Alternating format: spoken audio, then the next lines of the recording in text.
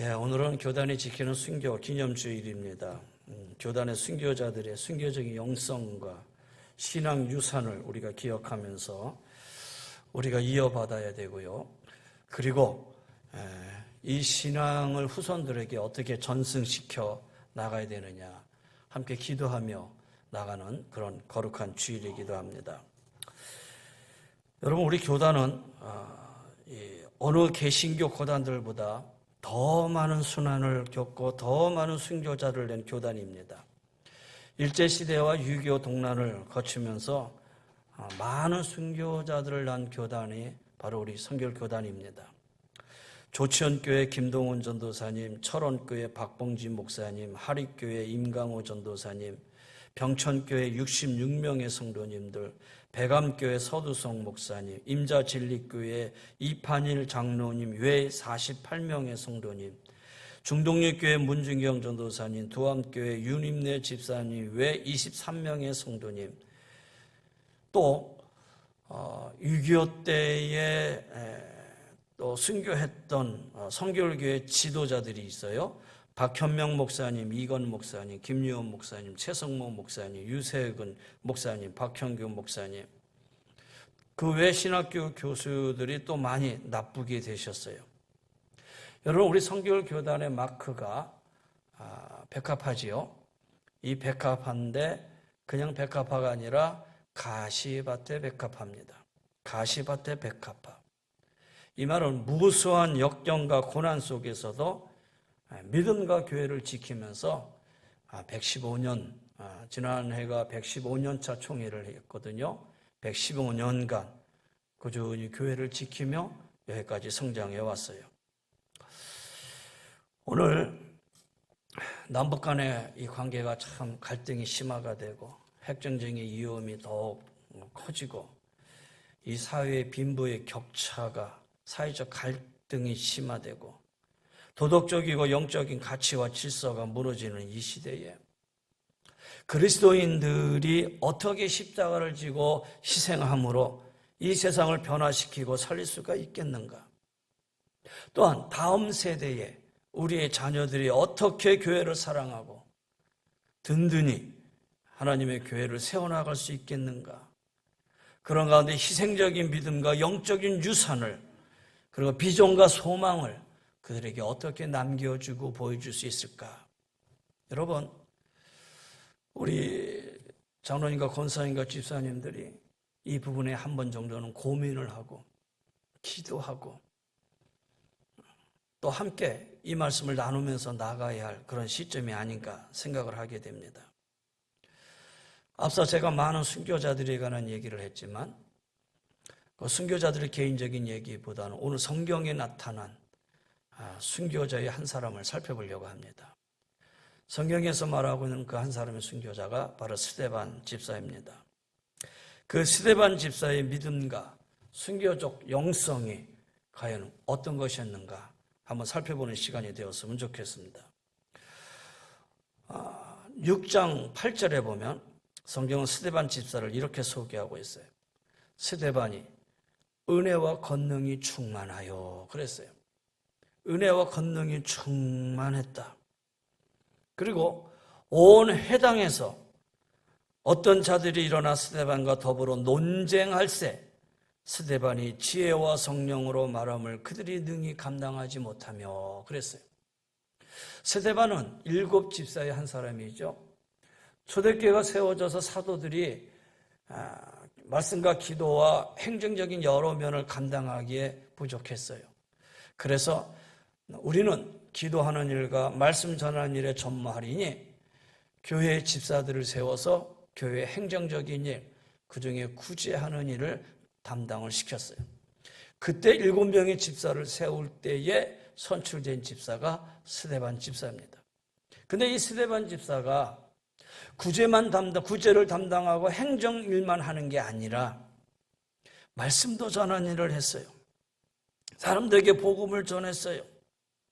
복음을 전하다가 유대인들과 논쟁이 일어났습니다. 근데 논쟁이 일어났는데 스데반이 얼마나 말을 잘하는지 은혜와 권능이 충만했어요. 논쟁 가운데서 그들의 마음을 따뜻하게 품어줄 뿐만 아니라 능력도 행했어요. 그러다 보니까 이 유대인들이 이 스데반 집사의 이 말을 이길 수가 없어요. 도저히 당해낼 수가 없어요. 사람들이 서로 논쟁을 하다가 논쟁에서 지고 나면 그래도 성숙한 인격을 가진 자라면 야, 당신 말이 옳습니다. 맞습니다. 내가 이 논쟁에서 제가 부족함을 발견했습니다. 그리고 겸손하게 자신을 내려놓고 상대방의 말을 인정할 줄 아는 사람이 인격적으로 성숙하잖아요. 그런데 유대인들은 그렇지 못했어요. 그러다 보니까 자기가 진 것에 대해서 어떻게 하든지 물리적인 힘을 동원해서라도 이 논쟁에서 이기고 싶은 거예요. 그러다 보니까 거짓 증인을 세웁니다. 거짓 증인을 세워가지고 이 거짓 증인을 통해서 스데반을 어떻게 고소를 하게 되냐면 그들은 하나님과 모세를 모독했다. 이렇게 거짓 증인을 내세워서 고발을 합니다. 그래서 이제 스데반은 당시에 장로들과 서기관들에게 이제 붙잡혀서 공회 앞에 와서 서게 된 거예요. 공회 앞에 서서 이제 재판을 받게 되는 과정입니다. 여기서 모세와 하나님을 모독했다. 모세를 모독했다는 말은 율법을 모독했다는 말이고 하나님을 모독했다는 말은 거룩한 성전을 모독했다라는 거예요. 유대인의 선민의식은 율법에서 나왔지요. 그리고 하나님이 유대인에게만 율법을 줬다. 그래서 이 율법은 유대인의 것이다. 이렇게 생각을 했어요. 그리고 성전 역시 하나님의 집으로 유대인에게만 허락해 주신, 그래서 하나님은 유대인에게만 함께 하신다라는 생각을 했던 거예요. 이런 율법과 성전 중 하나만 모독해도 신성모독으로 사형에 해당되는 거예요. 근데 거짓 증인을 통해서 스데반을 율법과 성전을 모독했다라는 거예요. 이건 누구의 죄와 흡사 비슷하냐면 예수님의 죄와 비슷하지요. 아니, 예수님의 제목이기도 했어요. 예수님은 바리새인과 서기관들이 가르친 잘못된 그런 율법을 신랄하게 비난하셨지요. 그리고 사두개인들의 텃밭인 성전을 그냥 뒤엎으셨어요. 율법을 모독했다는 것, 바리새인들을 격양케 했고 이 지상에 세워진 성전을 홀라 내가 사흘 만에 다시 세우겠다. 그래서 사두개인들의 마음을 막 분노케 했던 거예요. 그래서 예수님이 고발된 그 제목도 신성모독의 죄악이었잖아요. 오늘 여기 스데반이 사내들인 공회 앞에 선 제목도 바로 이 똑같은 제목이었다라는 거예요. 당시 유대인들이 자기들이 점점 세력화되어 가고 그 가운데 자신들이 가지고 있는 기득권, 이 기득권을 위협하는 일에 예수 믿는 자들이었거든요. 그런데 그 중에 스데반 사람이 나타나서 모든 사람들의 마음을 흔들어 놓으니 그냥 두면 안 되겠다 싶어서 거짓 증언을 세워가지고 지금 스데반을 법 앞에 세운 거예요. 거짓 증인, 요즘도 이 가짜 뉴스 때문에 이 사회가 아주 몸살을 앓고 있어요. 그때나 이때나 이 가짜 뉴스가 사람들을 막 힘들게 하고 사회를 혼란스럽게 했던 것 같아요. 가짜 뉴스가 옛날에는 없었겠어요. 그러나 옛날에는 그나마 그래도 TV나 아니면 신문이나 이런 거를 통해서 사람의 어떤 이렇게 말을 통해서만 전달이 됐는데 지금은 SNS가 엄청 발달되다 보니까 온갖 말도 안 되는 일들을 막 퍼뜨려 놓고 그러고 나서 아니면 그만이 식으로 그냥 뒤엎는, 그래서 이 가짜 뉴스가 아주 사회를 혼란스럽게 만들 뿐만 아니라 잘못하면 이 가짜 뉴스로 인해서 한 사람의 인생이 망하기도 하잖아요.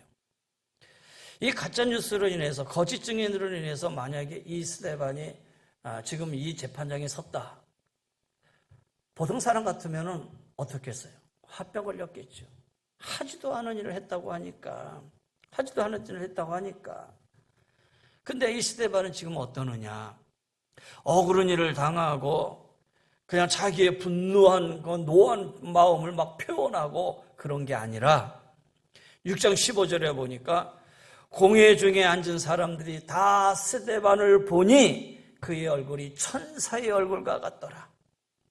천사의 얼굴. 저는 천사의 얼굴을 못 봤어요. 그래서 어떤 얼굴인지 모르겠어요. 여러분 천사의 얼굴 보셨습니까? 그런데 오늘 성경은 천사의 얼굴과 같다. 이 말은 무슨 말이겠어요? 놀라운 평강이, 하나님의 그 놀라운 평안함이 이 스데반의 마음을 지배하고 있었던 거예요. 여러분 스데반이라고 해서 두려움이 없었겠습니까? 스데반이라고 해서 뭐 분노하지 않았겠어요? 그런데 그 순간에 하나님의 놀라운 평강이 스데반의 마음과 생각을 지켜주셨던 거예요. 성령의 충만함이 그의 마음을 사로잡았어요. 너희는 아무것도 염려하지 말라. 하나님의 평안함이 너희 마음과 생각을 지켜주신다. 오늘 지금 이 순간이 이 스데반의 그런 모습이었어요.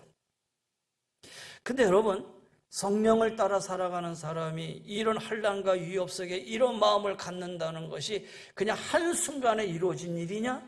그건 아니지요. 그건 아니라는 거예요. 그는 이 땅에 살고 있으면서도 늘 성령에 충만한 삶이 지금 이 순간만 있었던 게 아니라 삶 가운데 늘 함께하고 있었던 거예요.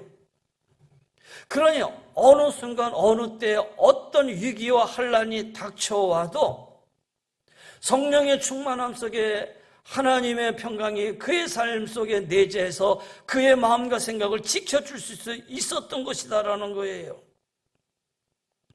그러니 스데반의 얼굴 보니 천사처럼 환한 얼굴을 하고 있는 거예요. 그리고 이제 스데반이 일어나서 7장에 자기 자신을 이제 변호합니다. 7장 전체가 다 스데반의 설교예요. 이 전체를 다 얘기할 수는 없고요. 한마디로 얘기하면 이스라엘의 구원은, 너희들의 구원은 율법과 성전을 통해 이루어진 게 아니라 하나님의 아브라함을 선택해서 부르신 하나님의 은혜에 의해서 시작되었다. 그 말씀이에요. 율법과 성전은 하나님께서 하나님의 백성을 거룩하게 세워주는 과정에서 주신 도구일 뿐이라는 거예요. 근데 이스라엘 사람은 이걸 자랑으로 여겨요. 유대인은 이걸 자랑으로 여기는 거예요. 자랑으로 여기면서 율법을 잘 지키느냐? 그렇지도 않아요. 그러면 이 성전에서 거룩한 생활을 살았느냐? 그렇지도 않아요. 오히려 율법을 어기고 성전에서 악을 행하고 결국은 율법의 완성자이시고 성전 자체가 되시는 하나님의 아들 예수 그리스도를 너희가 죽이지 않았느냐라는 거예요. 그러니 이 말을 듣는 유대인들이 한마디로 정신이 번쩍 드는 거예요. 성경에 보니까 뭐라고 말씀하고 있느냐? 그들이 이 말을 듣고 마음에 찔려 그랬어요. 마음에 찔리다. 근데 이 마음에 찔린다는 말이 사도행전 2장에도 나와요. 사도행전 2장에는 베드로가 설교하는 거예요. 그럼 베드로의 설교나 스데반의 설교나 별 차이 없어요. 베드로의 설교도 예수님이 너희 구원자이시다라는 거 아니에요. 예수님 죽으시고 부활하시고 승천하시고 다시 오시고, 근데 그 예수 그리스도를 너희들이 죽였다라는 거 아니에요. 근데 베드로의 이 설교를 들고 거기에 많은 사람들이 가슴에 찔려, 마음에 찔려 그랬어요. 마음에 찔리는 거는 두 부류의 사람들이 똑같았어요. 베드로의 설교를 들은 군중들의 마음들이나 지금 스데반의 공회 앞에 서서 유대인들을 향해서 이 말을 했을 때에 유대인들이 마음에 찔리는 거나 똑같다는 거예요. 말씀을 통해서 마음에 찔리는 건 똑같은데 그 말씀을 듣고 행하는 삶의 모습, 행하는 행위의 모습은 달랐어요. 오늘 여기 본문에는 그들이 마음에 찔려 이를 갈다. 그리고 큰 소리를 지르며 귀를 막고 일제히 그에게 달려들어 성 밖으로 내치고 돌로 칠세. 사람들의 마음이 얼마나 완악한지 몰라요. 마음에 찔리면 돌이켜야 되잖아요. 사도행전 2장의 베드로의 설교를 들은 그때 당시 군중들은 마음에 찔려 어떻게 했어요? 우리가 어찌할꼬, 우리가 어찌할꼬 탄식을 하면서 회개를 했고, 그때 베드로 너희가 예수를 믿고 구원을 얻어야 된다는 말 속에 그들이 회개하고 세례를 받고 구원을 얻었다라는 거예요. 그 숫자가 3,000명이나 되었잖아요. 반면에 스데반의 설교를 듣고 그들의 마음에 찔렸지만 이들은 이를 갈고 분노하며 귀를 막고 일어나 돌을 들고 스데반을 죽였다라는 거예요. 여러분, 똑같은 말씀인데 거기에 말씀에 반응하는 모습은 다르죠. 여러분, 다윗, 성군 중에 다윗이 있지요. 다윗도 죄악을 범했어요. 여러분 잘 아시잖아요. 근데 나단 선지자가 와서 당신은 죄를 범했습니다. 다윗 왕의 죄를 얘기하는 순간 다윗은 눈물을 흘리고 침상을 척척하면서 하나님 앞에 철저히 회개를 했어요. 결국 하나님은 다윗을 왕중의 왕으로 삼으셨죠. 그런데 반면에 사울 왕 사무엘 선지자를 통해서 그의 죄를 드러났을 때에 사울은 오히려 마음이 굳어져요. 교만해져요. 결국 하나님으로부터 멀어져요. 결국 하나님이 그의 목을 꺾으시죠. 여러분, 우리는 말씀 앞에 내 자신을 낮추고 겸손한 영성을 가지고 하나님 앞에 설 수 있는 은혜가 오늘 여러분에게 있기를 주의 이름으로 간절히 축원합니다. 하나님 말씀 앞에 내 자신을 철저하게 낮춰야 돼요. 그리고 겸손한 영성을 가져야 돼요. 그리고 하나님의 은혜를 간구하셔야 돼요. 그런데 조그마한 자기 생각과 주장을 가지고 하나님의 말씀을 난도질하는 그런 어리석은 자들이 이 땅에 얼마나 많은지 몰라요. 내 생각과 주장을 하나님 앞에 철저하게 내려놓고 다듬고 세우는 지혜로운 믿음의 성도들이 되셔야 된다는 거예요. 자, 스데반이 이런 유대 지도자들이 군중들과 이를 갈면서 분노의 얼굴로 손을 들고 막 달려들어요. 돌을 들고 달려들면 여러분 한번 생각해 보세요. 얼마나 무섭습니까? 안 그렇습니까? 지금 눈앞에 군중들이 돌을 들어서 자기한테 던지는 거예요. 그러면은 일반적으로 돌을 만질 때의 그 얼굴의 모습과 행위는 어떻게 되세요? 감싸야 되고 고개를 숙여야 되고 그렇잖아요. 그런데 오늘 스데반의 모습을 보세요. 스데반이 하늘을 우러러 하나님의 영광을 봤다. 여러분, 돌을 던지는데 돌을 던지는 사람들을 보는 게 아니라 스데반이 눈을 들어 하늘을 바라봤다라는 거예요. 얼굴을 들어 하늘을 바라보고 하나님의 영광을 봤다라. 그리고 하나님 우편에 서 계신 예수 그리스도를 봤어요. 여러분, 사람이 무엇을 보고 살아가느냐에 따라서 인생이 달라지죠. 무엇을 향해 어디를 향해 서느냐에 따라서 그 사람의 인생의 목적과 가치관을 말해주고 있어요. 그러기에 인생의 우선순위가 매우 중요해요. 어떤 것을 인생의 우선순위에 두느냐에 따라서 선택의 내용이 달라지고 선택의 내용에 따라서 인생이 달라질 수 있어요. 서쪽을 향해 걸어가면 동쪽을 보지 못해요. 마찬가지로 동쪽을 향해 걸어가면 서쪽을 볼 수 없는 것과 똑같다라는 거예요. 오늘 스데반이 하늘을 우러러 하나님의 영광을 봤다. 여러분, 이 삶의 순간은 한순간에 이루어진 게 아니에요. 땅에 매여 있는 것에 땅의 것에 매여서 쩔쩔매고 살다가 늘 땅을 바라보고 땅의 것만을 추구하며 살다가 어느 한순간에 하늘을 우러러 주목한다? 그런 일은 있을 수 없어요.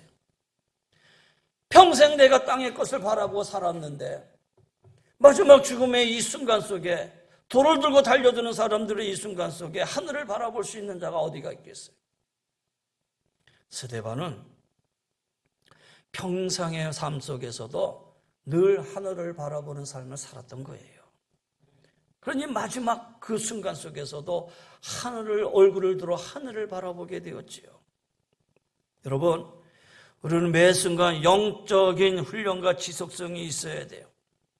그 부분을 오늘 성경은 스데반은 성령이 충만하여 스데반을 얘기할 때마다 늘 따라붙는 수식어가 성령 충만입니다. 7 집사를 세울 때도 성령 충만한 스데반 이렇게 얘기하고 있어요. 그러니까 그의 삶 자체가 늘 성령과 함께 동행한 삶이었고 그의 삶의 모습이 늘 성령의 충만한 삶을 살아가는 삶이었다라는 거예요. 그러니 지금 이 순간에도 그는 얼굴을 들어 하늘을 바라보고 하나님의 영광을 바라볼 수 있었던 거예요. 그 가운데 예수님이 하나님 우편에 서 계신 것을 본 거예요. 우리가 예배 가운데 전능하신 하나님 아버지 우편에 앉아 계시다가 우리가 신앙 고백을 했잖아요. 성경에는 예수님께서 하나님 우편에 앉아 계신 것으로 묘사되어 있는데 하나님 우편에 서 계신다라고 묘사한 그 성경 본문이 오늘 여기 유일하게 나오는 거예요. 오늘 여기 유일하게 하나님 우편에 계신 그 말씀을 오늘 여기에서 말하고 있는 거예요. 그래서 어떤 신학자는 이 본문을 해석하면서 스데반이 순교를 당할 때에 그를 하나님 나라에서 맞이하기 위해서 예수님께서 일어나셨다. 예수님께서 일어나셨다. 지금 돌을 들고 달려들면서 돌을 막 내리치는 그 순간에도 스데반은 얼굴을 들어 하늘의 영광을 바라보는 마지막 죽음의 그 순간에 예수님은 너무 감동이 되어 일어나셔서 스데반을 맞이하는 그러한 모습이 오늘 본문의 모습이다라는 거예요.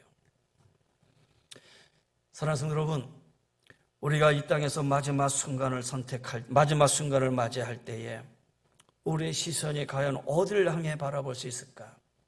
하늘을 우러러 주목해서 하나님의 영광을 볼 수 있는 그런 성도의 삶이 되시기를 주의 이름으로 간절히 권면하며 축원합니다.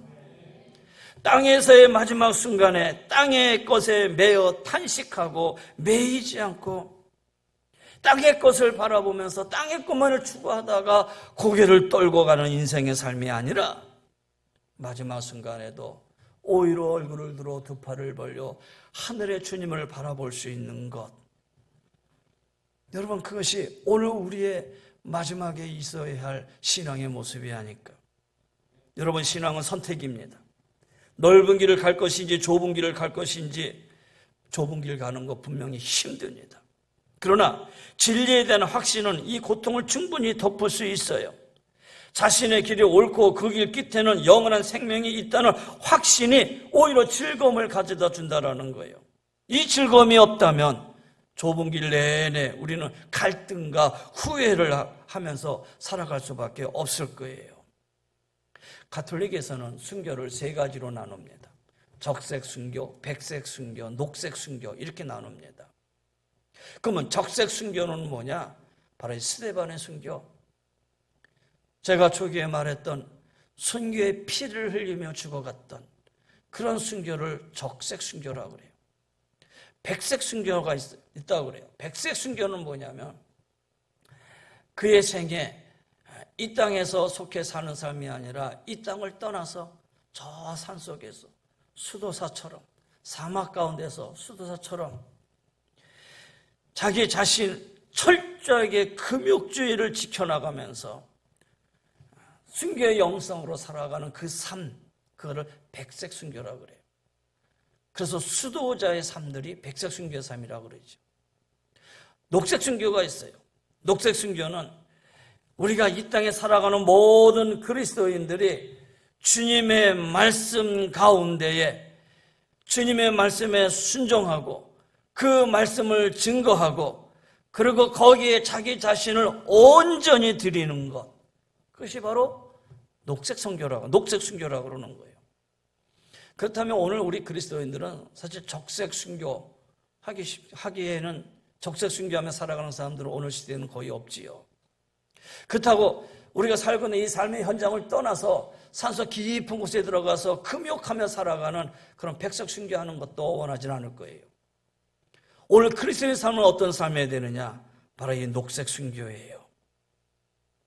우리가 이 땅에 주님의 말씀을 받고 그 말씀 가운데 온전히 땅의 것을 다 배제하고 이 땅에 살고 있지만 말씀을 순종하고 말씀 앞에 주 말씀을 증거하고 내가 이 땅에 있지만 하늘을 바라보며 살아가는, 그래서 내 삶의 전체가 다 말씀 안에 들어있는 이 삶, 그 자체를 가르쳐서 녹색 순교다라고 하는 거예요. 그런데 여러분, 자본주의 이 세계 속에 살고 있는 우리들이 이 녹색 순교하며 살아간다는 건 그렇게 쉽지 않아요.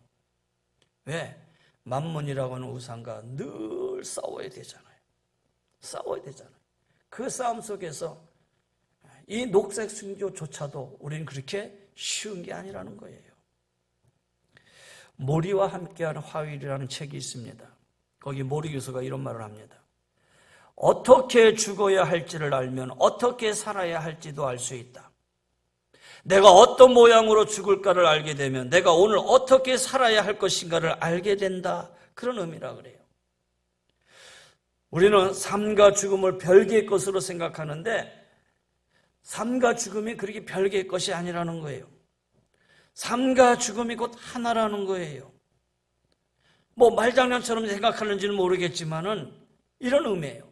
하루를 살았다는 것은 죽음의 시간으로 보면 하루를 죽었다라는 의미라는 거예요. 내가 오늘 하루를 잘 살았다. 그건 삶의 시간이에요. 죽음의 시간으로 본다면 오늘 하루가 죽은 거라는 거예요. 그래서 삶과 죽음은 삶은 곧 죽음으로 가까워지는 시간이다. 그러니까 삶과 죽음이라는 것은 별개의 아닌 동전의 양면과 같은 것이다라는 거예요. 한 사람의 죽음 속에서 그 사람의 삶을 바라볼 수 있는 거예요. 그 사람의 삶 속에서 그 사람의 마지막 죽음도 볼 수 있는 거예요. 사랑하는 성도 여러분, 오늘 순교자 기념주일 우리 신앙을 되돌아보시기를 바랍니다. 너무 편안하고 안일한 신앙으로 살아오지는 않았는가? 주님의 기쁨이 되고 주님의 영광을 드러내야 할 우리의 삶에 내 욕심이 더 큰 자리를 차지하고 있지는 않았는가? 고난을 거부하고 형통하고 평안만을 은혜라고 생각하고 이기적인 신앙으로 살아오지는 않았는가? 우리에게 하나님의 우리에게 은혜를 베푸신 이유는 우리가 예수를 믿고 구원 얻어 이 땅에 하나님의 자녀로 세워 나가기 위함인데, 그리고 하나님의 자녀로서 이 땅에서의 고난과 환경과 어려움을 이겨나가는 삶인데, 사랑하는 성도 여러분, 고난을 통해서 우리는 정결한 마음과 그리스도를 닮아가는 성숙한 믿음으로 우리의 삶을 살아갈 수 있는 귀한 성도의 삶이 되시기를 바랍니다. 고난을 두려워하지 않는 신앙, 그것이 바로 순교의 영성입니다. 아무리 힘들고 어려운 순간이라 하더라도 믿음의 가치를 따라 바른 삶을 사는 것, 그것이 바로 순교의 영성으로 살아가는 삶입니다.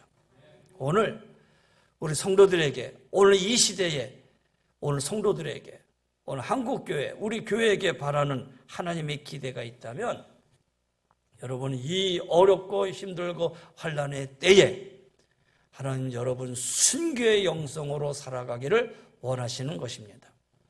여러분 순교의 영성으로 이 환난과 어려움과 고난을 잘 이겨내는 믿음의 성도들이 다 되시기를 주의 이름으로 간절히 권면하며 축원합니다. 이제는 우리 주 예수 그리스도의 은혜와 우리 하나님의 그 무한하신 사랑하심과 성령의 감화감동 면류인도 충만하여 주시며 순교의 영성으로 이때를 잘 이겨나가 승리하기를 원하는 우리 사랑하는 귀한 성도님들의 가정 위에, 삶의 도전 위에, 또 영육의 강건함 위에, 또 나아가 하나님 이 나라의 민족과 교회와 여기 머리 숙인 우리 모두 위에 주의 은혜가 영원히 항상 함께하여 주시기를 간절히 축원하옵나이다. 아멘.